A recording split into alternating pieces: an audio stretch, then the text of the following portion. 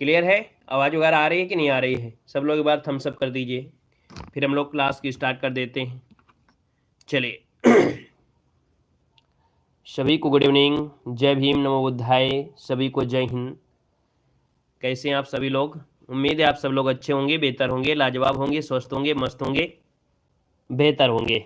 ठीक है, चलिए रेडी हैं? न्यू स्टूडेंट आए हैं भैया, वेलकम है ना, स्वागत है, अभिनंदन है। चलिए फिर स्टार्ट करते हैं।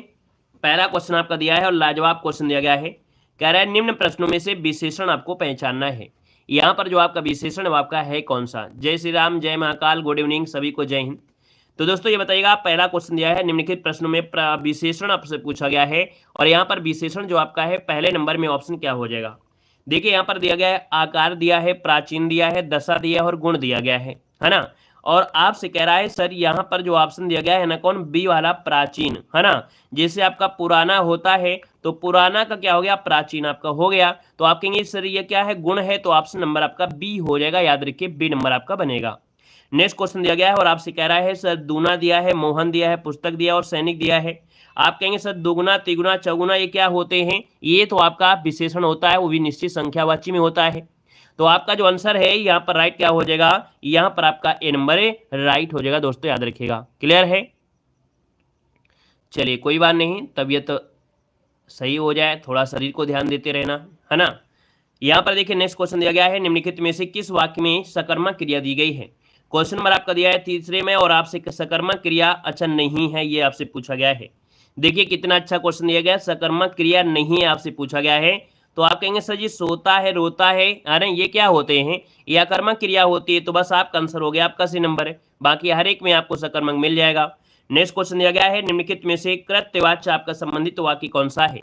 ये क्वेश्चन आपको जवाब देना है, क्वेश्चन नंबर आपका 4। चलिए 4 नंबर का आपका जवाब दीजिए कि सकर्मक क्रिया जो आपकी इनमें से क्या है।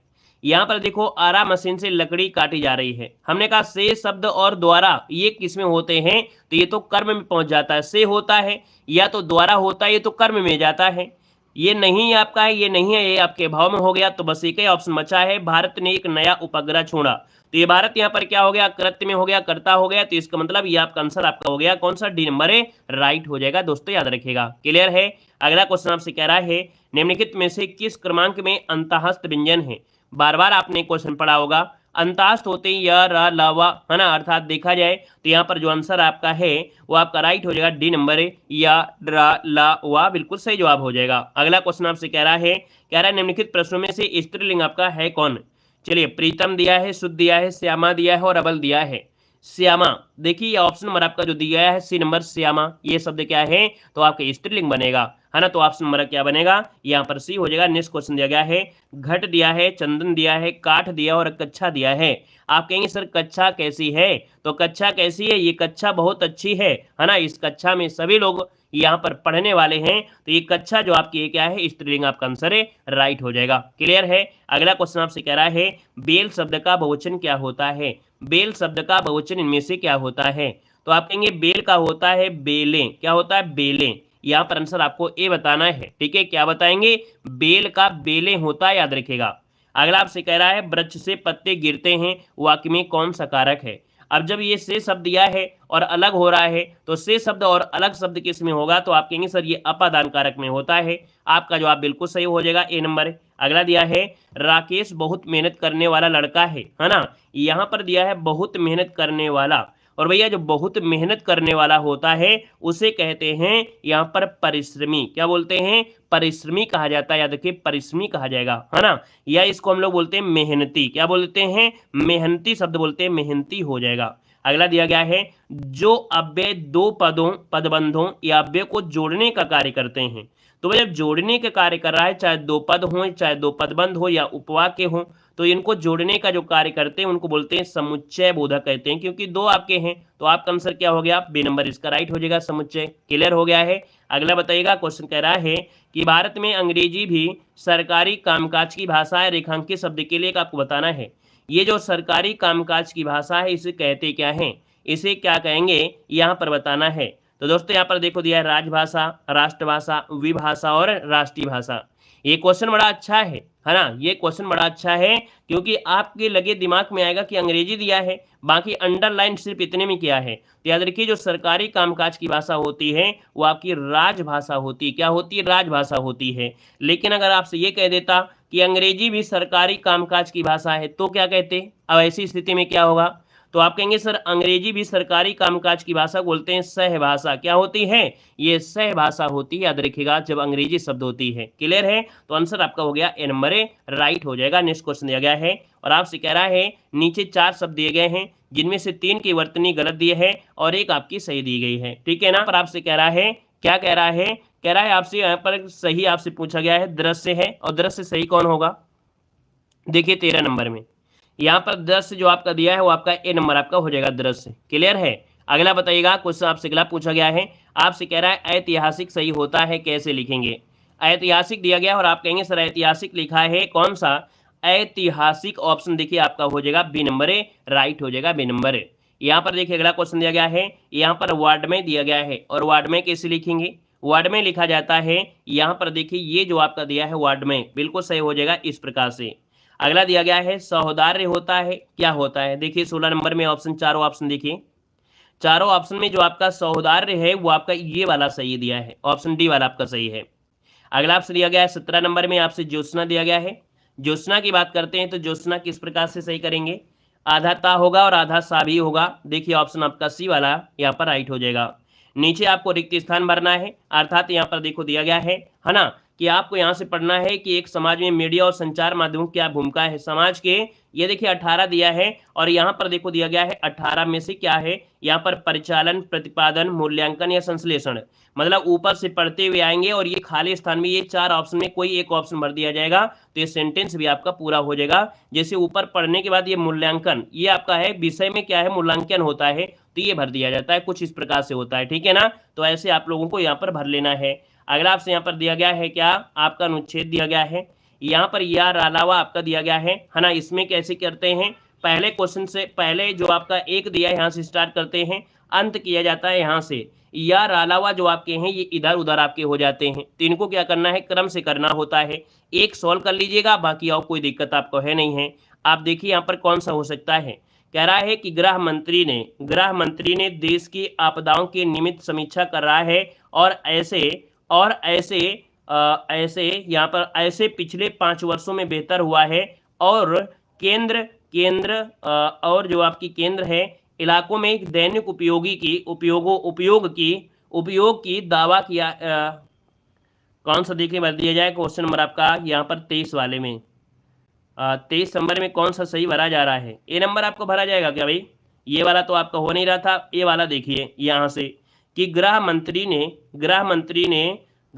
ने दावा किया है। हाँ यहाँ से देखिए ऑप्शन आपका इस वाले से हो जाएगा, ए नंबर से, ला से स्टार्ट होगा और ला से स्टार्ट हुआ है, बिल्कुल सही हो जाएगा क्योंकि गृह मंत्री ने दावा किया है कि देश का जो आपदा प्रबंधन है ना, वह पिछले 5 वर्षों से बेहतर हुआ है और केंद्र देश की आपदाओं की नियमित समीक्षा कर रहा है और ऐसे इलाकों को दैनिक उपयोग की आवश्यकताएं उपलब्ध करा रहा है। देखिए ऑप्शन आपका ये हो गया है, क्लियर हो गया है। अब आपको देखिए कितने क्वेश्चन सही करना है। यहाँ पर देखिए जो 24 नंबर है इसका भी स्क्रीनशॉट ले लीजिए एक बार, है ना। इसको प्रयास करिए कि कैसे हमको मिलान करना है, क्या शुद्ध वाक्य बन रहा है कि नहीं बन रहा है, ठीक है ना। और इसके बाद यहाँ पर देखिए क्वेश्चन नंबर आपका 25 स्क्रीनशॉट लीजिए, ठीक है। यहाँ पर 25 की आपको करना है। इसके बाद क्वेश्चन नंबर आपका 26 का स्क्रीनशॉट ले लीजिएगा। अभी सभी के आंसर आपको बता दे रहे हैं। यहाँ पर देखो आपका 27 नंबर दिया है, 27 नंबर को स्क्रीनशॉट ले लीजिएगा, ठीक है। जब इतने क्वेश्चन एक साथ आप करेंगे तो आपको समझ में आ जाएगा। और एक क्वेश्चन आप अगला आ गया है। अब देखिए क्वेश्चन नंबर आपका जो 25 है उसका आंसर याद रखिए, 25 का आंसर यहाँ पर क्या बनेगा, बी बनेगा। 26 का जो आंसर आपका है वो आपका बी बनेगा, ठीक है। 27 का जो ऑप्शन है उसका आपका बी बनेगा, ठीक है। और 28 का जो ऑप्शन है यहाँ पर आपको बताना है। तो ये 3 जो क्वेश्चन है पहले उसको आप मिलान कर लिए होंगे, है ना। तो अब क्या है कि आप लोगों को आंसर बता दिया है, इससे आपको पता भी चल जाएगा कि हाँ वाकई में आंसर क्या है। क्लियर है। चलिए क्वेश्चन नंबर 28 बताइए, किस समास के समस्त पद का प्रयोग क्रिया विशेषण के रूप में होता है। क्रिया विशेषण में क्या हो जाएगा, देखिए क्रिया विशेषण के रूप में यहाँ पर 28 नंबर का जो ऑप्शन है वो आपका हो जाएगा जो अव्ययी भाव होता है। कौन ये जो अव्ययी भाव होता है दोस्तों याद रखिए, अव्ययी भाव समास है ना। किंतु कभी अपवाद शब्द भी आपको मिलते हैं, जैसे हाथों हाथ, दिनों दिन, घर घर, तो ये क्या है, क्रिया विशेषण, जैसे दिनों दिन, है ना, हाथों हाथ, तो ये शब्द क्या होते हैं, एक प्रकार से ये आपकी कह सकते हैं कि एक प्रकार से क्रिया विशेषण में भी प्रयोग कर सकते हैं। तो इसका आंसर आपका हो जाएगा सी नंबर ए, राइट हो जाएगा। नेक्स्ट क्वेश्चन आपसे दिया गया है और आपसे कह रहा है शाखा मर्ग शब्द में कौन सा समास है। शाखा मर्ग होता है बंदर, है ना, शाखा मर्ग किसे कहा जाता है, शाखाओं का है जो मर्ग अर्थात बंदर कहते हैं। अब आप देखिएगा यहाँ पर आंसर आपका 29 नंबर में क्या कर दिया जाए, सही आंसर इनमें से क्या हो जाएगा। चलिए देखिए आपका जो 29 नंबर है इसका आंसर क्या किया जाएगा, तत्पुरुष हो सकता है क्या, तत्पुरुष हो सकता है क्या, तत्पुरुष शाखा। देखिए यहाँ पर देखा जाए अगर कर्मधारय देखते हैं, शाखाओं का है जो मृग अर्थात जिसे बंदर कहते हैं, है ना, और अगर यहाँ पर हम कर्मधारय ले जाते हैं, कर्मधारय ले जाते हैं और इसमें से बहुब्रीहि समास का भी प्रायिकता बन रहा है ना, याद रखिए बहुब्रीहि समास की प्रायिकता बन रही है, क्यों, क्योंकि शाखा मृग अर्थात शाखाओं का है जो मृग अर्थात बंदर, तो ये विशेष शब्द की ओर इंगित करता जा रहा है, कहाँ पर है, विशेष अर्थ की ओर इंगित करते जा रहा है। तो विशेष अर्थ में यहाँ पर देखिए बहुब्रीहि आपका हो गया, बाकी यहाँ पर अगर ये ना होता तो हम लोग कर्मधारय समास लगा देते, ठीक है, क्या कर्मधारय समास लगा देते, क्योंकि है जो शब्द भी आपको मिला है, लेकिन यहाँ पर एक विशेष अर्थ की ओर भी फोकस कर रहा है। विशेष अर्थ क्योंकि शाखा मृग बंदर ही होते हैं, हम लोग तो बंदरों की तरह नहीं चढ़ सकते हैं, ना बंदर के अलावा और कोई ऐसा चीज है जो पेड़ों में आपको दौड़ते हुए छलांग मारते हुए चढ़ जाए, अर्थात ये विशेष अर्थ को लेकर गया है, इसलिए बहुब्रीहि आपका हो गया है। समझ में आ गया होगा। अगला क्वेश्चन दिया गया है, कह रहा है री और अर में जो बदलता है, ठीक है, र और जो ऋषि है ये अर में बदलता है, कौन सी संधि है। तो हमने कहा था सर ये गुण संधि आपने पढ़ा होगा अर, है ना, यहाँ पर याद रखिएगा जैसे आपका ऋषि है प्लस आपके आ के साथ होता है तो अर बन जाता है। आंसर नंबर आपका गुण संधि आपका हो गया है। अगला क्वेश्चन आपसे दिया गया है और आपसे कह रहा है निम्नलिखित में से गुण संधि का उदाहरण आपका नहीं है। अब ये कैसे पता चलेगा, ये तो तभी पता चलेगा जब आपको गुण संधि में बताया गया रूल है कि या तो एक की मात्रा होती है या तो ओ की मात्रा होती है या तो आपका अर होता है। अब देखिए कितना आसान शब्द आपका हो गया है। आप कहेंगे सर यहाँ पर नहीं दिया गया है, तो देखिए यहाँ पर दिया है प्रेषितकी दिया है, उपेक्षा दिया है, नवोड़ा दिया है, लेकिन ऑप्शन डी पर देखिएगा, डी पर यहाँ पर दिया है नद्यामुख दिया गया है। क्या दिया है, नद्यामुख। इसका मतलब ये हो गया इसको तोड़ने पर बनेगा नदी, क्या बनेगा, नदी, और इसके बाद क्या बनेगा, नदी धन आमुख, क्या हो जाएगा, आमुख, नदी धन आमुख हो गया। तो इसका मतलब ये आपका जो है वो आपका यण संधि आपकी है। बाकी यहाँ पर प्रेषिति जो आपका शब्द ये कैसे बनता है, तो ये बनेगा इसमें प्राधन इपिति, क्या बनेगा, प्राधन इसित बनेगा, ये भी आपकी गुण संधि में आपका आएगा, याद रखिएगा, ठीक है। आपका ये रि शब्द आएगा जो अर वाले में होता है। यहाँ पर देखिए अगला है दीर्घ संधि की सही परिभाषा क्या है, दीर्घ संधि कैसे बनता है। अब आप कहेंगे सर दीर्घ संधि में यहाँ पर जो बनता है वो कैसे बनेगा, यहाँ पर दिया गया है आ या आ के बाद कोई अन्य स्वर तो आपका होगा नहीं। बाकी ऑप्शन डी वाला देखिए, ह्रस्व या दीर्घ स्वरों का समान जाति के साथ स्वर या दीर्घ स्वर करने पर दीर्घ बन जाता है। हमने कहा चाहे छोटा आ दिया गया हो, है ना, और छोटा आ दिया गया है तो भैया बड़ा आ हो जाता है ना, तो इस समान जाति दिया है, छोटी ई दिया है, छोटी ई दिया है तो बड़ी ई आपका हो जाता है, छोटा ऊ दिया है, छोटा ऊ दिया है तो बड़ा ऊ हो जाता है, समान जाति के आपके होते हैं तो दीर्घ स्वर आपका बन जाता है। पॉइंट ये भैया आपका क्लियर हो गया है, ठीक है। आगे बढ़िए, क्वेश्चन दिया गया है, कह रहा है निम्नलिखित क्रमांक में सही संधि विच्छेद आपको चुनना है। चलिए 33 नंबर यहाँ पर आपको सही संधि विच्छेद बताना है, 33 नंबर में आपको बताना है। चलिए यहाँ पर देखिए अभिधन, देखो अभीप्सित दिया गया है, अभीप्सित दिया है, होता क्या है यहाँ पर होता है अभिधन इप्सित होता है, अभिधन इप्सित होता है, इप्सित, इप्सिति।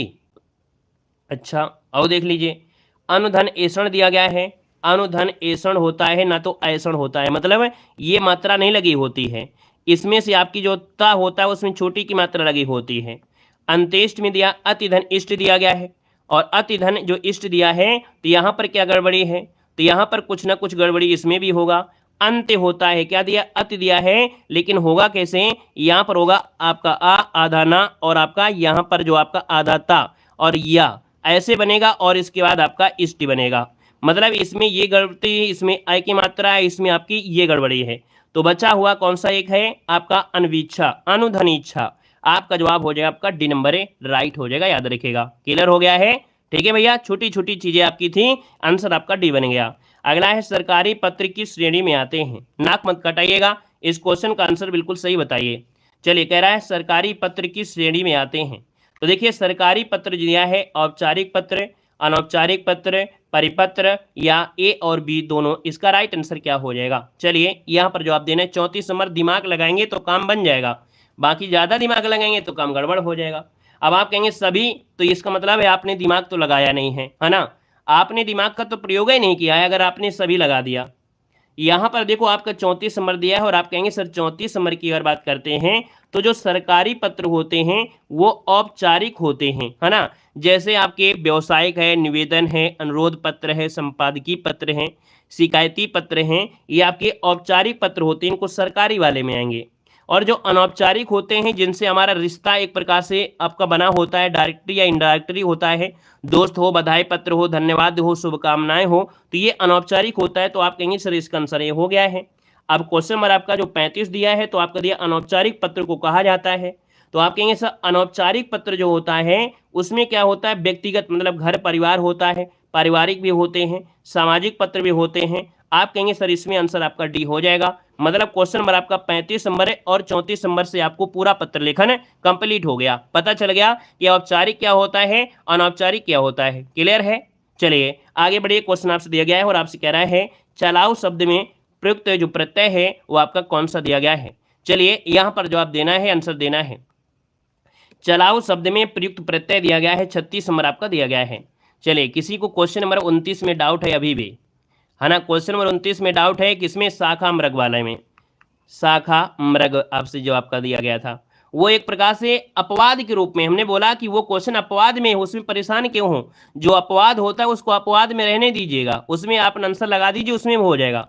हम शाखा का मृग भी बोल सकते, शाखा में मृग बोल सकते थे, तो शाखा का मृग तो आपके तत्पुरुष में भी हो जाएगा। वो एक अपवाद में है, जो अपवाद में होता है उसमें टाइम बर्बाद नहीं करना है, जो भी आंसर लगा दोगे आंसर आपका मान निकल लिया जाएगा। ठीक है, क्लियर है। बाकी जो आंसर बेस्ट है वो बेस्ट आंसर आपको बताया गया था। देखिए यहाँ पर दिया है चलाओ में प्रत्यय है। आप कहेंगे सर चलाओ में प्रत्यय क्या है, तो यहाँ पर चलाओ में बनेगा, यहाँ पर देखिए जो ऑप्शन दिया गया है डी नंबर आओ, है ना। क्या दिया है, आओ दिया है। आप कहेंगे सर इसमें जो चल शब्द है ये मूल शब्द आपका है और आओ जो दिया गया है वो क्या है, प्रत्यय है। ऑप्शन आपका डी हो गया है। अगला है उज्ज्वल शब्द में किस उपसर्ग का प्रयोग हुआ है।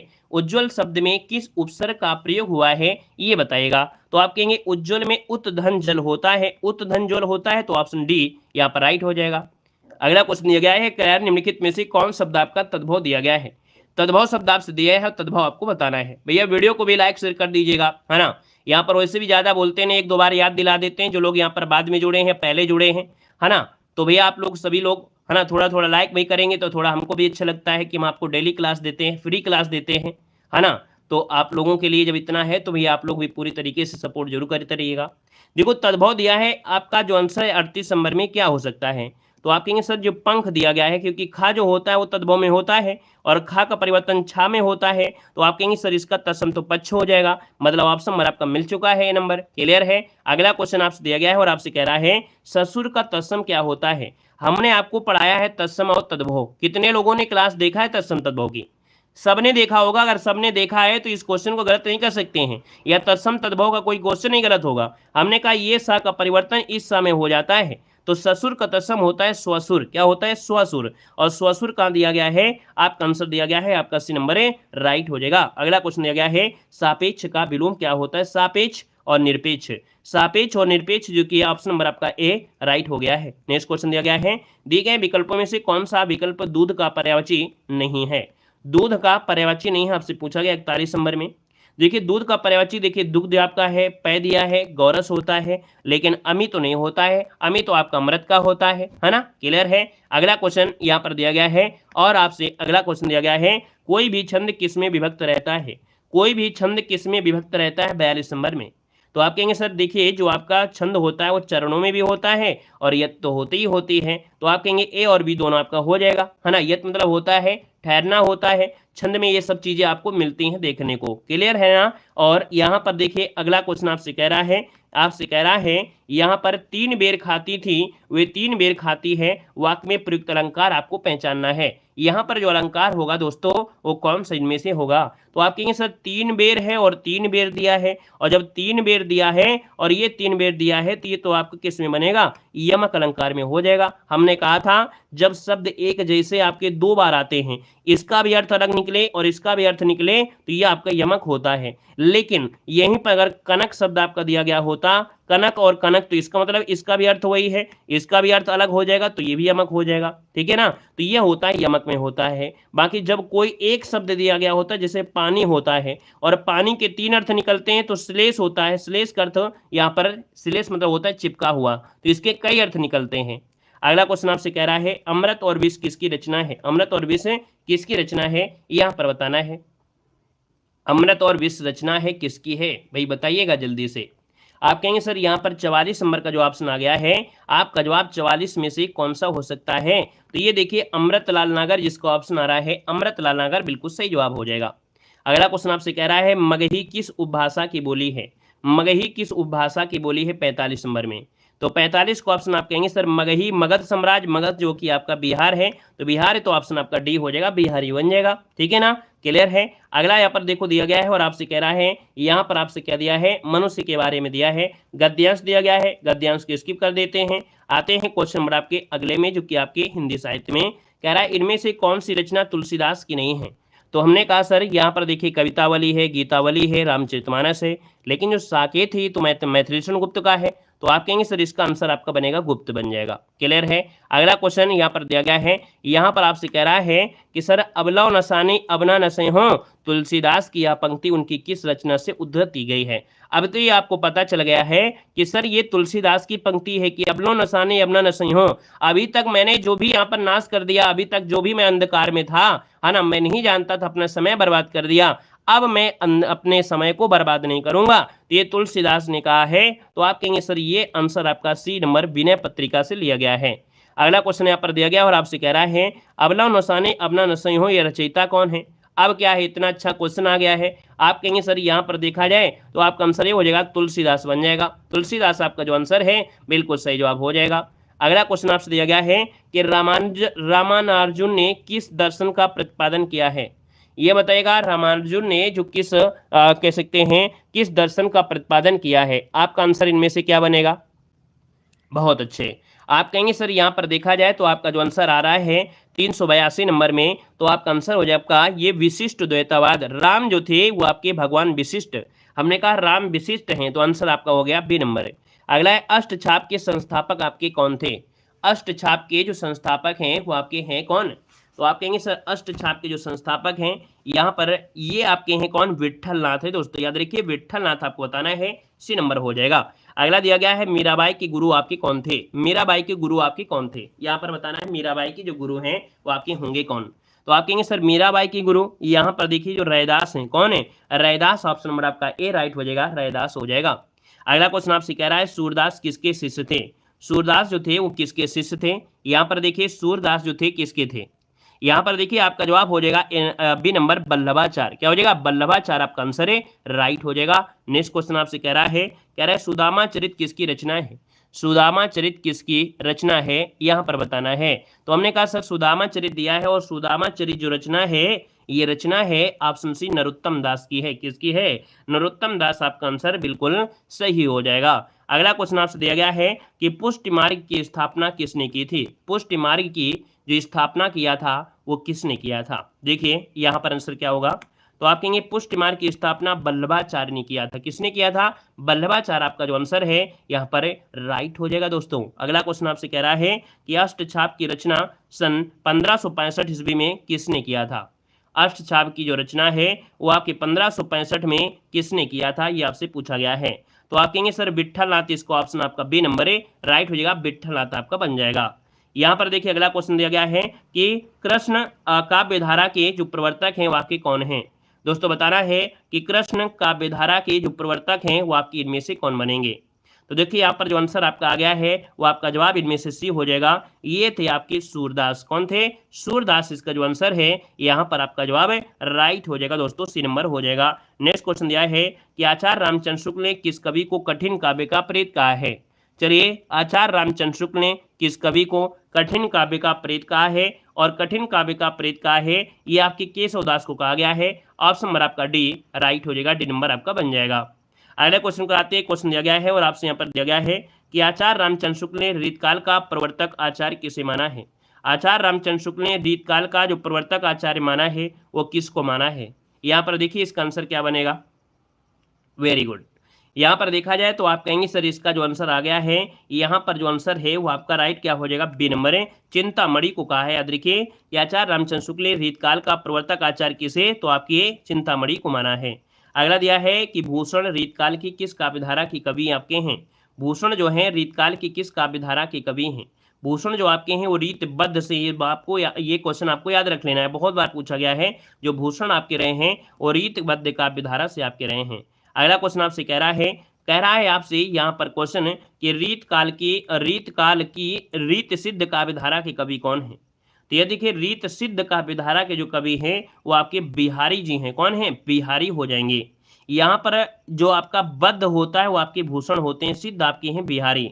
अगला रीतकालीन कवियों की काव्य भाषा क्या थी? रीतकालीन कवियों की जो काव्य भाषा थी वो दोस्तों क्या थी? तो आप कहेंगे सर यहाँ पर आपकी ब्रज भाषा थी। याद रखिए रीतकालीन की जो कवि रहे उनकी जो भाषा है वो ब्रज भाषा रही थी। अगला आपसे दिया गया है कि कवि प्रिया के रचनाकार का नाम बताना है। कवि प्रिया के जो रचनाकार हैं वो आपके कौन हैं? तो दोस्तों ये आपके हैं केशवदास हैं। कौन है? केशवदास आपका आंसर है, राइट हो जाएगा। नेक्स्ट क्वेश्चन दिया गया है, इनमें से कौन सा कवि रीत मुक्त नाम का नहीं है? इनमें से कौन सा कवि रीत मुक्त का नहीं है? रीत मुक्त में दोस्तों आपके बोधा है, आलम है, घनानंद है, लेकिन केशवदास आपके नहीं है। याद रखिए केशवदास नहीं है। यहाँ पर अगला क्वेश्चन दिया गया है कि शिवराज भूषण के रचयिता है ना, रचयिता जो कवि हैं वो आपके कौन है? शिवराज भूषण दिया है।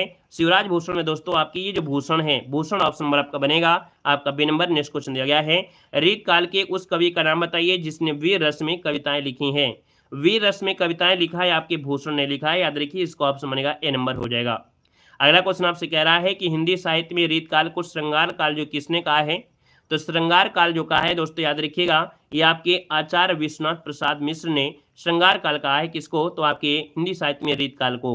अगला क्वेश्चन दिया गया है कि द्रगत उलझत टूटत कुटुंब जुरत चतुर चित्रप्रीत, यह कथन जो आपका है वो किसका है? ये कथन है आपके बिहारी का है। किसका है? बिहारी का कथन है। बिहारी जो कि सतसई आप लोग जानते भी हैं। तो आपका जो आंसर हो गया है वो आपका डी नंबर है, राइट हो जाएगा। तो इस प्रकार से देखिए ये क्लास आपकी कंप्लीट होती है। चलिए तो आइए अगली क्लास की जल्दी से स्पीड खत्म करेंगे। ठीक है, धन्यवाद सभी को, जय हिंद, सभी को वंदे मातरम।